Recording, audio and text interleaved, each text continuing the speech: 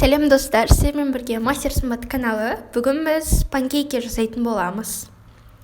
Панкейкиді жасау үшін ең алдымен ыдысымызға жұмыртқамызды саламыз. Венчиктің көмегімен жақсылап араластырамыз. Қантымызды қосып тағы да араластырамыз. Айранымызды құямыз. Жақсылап араластырамыз. Ұнымызды саламыз.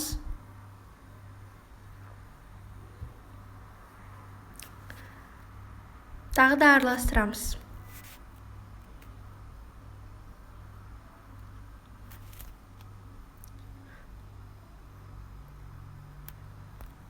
Бұл панкейктің ерекшелігі қайнап тұрған суымызға бір қасық ақ содасын салып жақсылап араластырып, дайын болған тестамызға құямыз.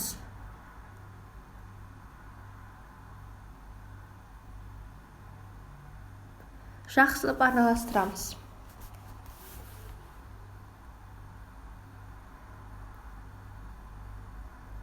Осылай көпіру керек. Одан кейін сұйық майымызды құямыз. Жақсылап араластырамыз.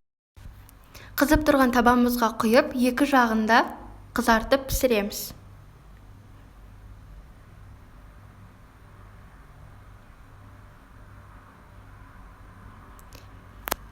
Екінші жағында осылай қызартып пісіреміз.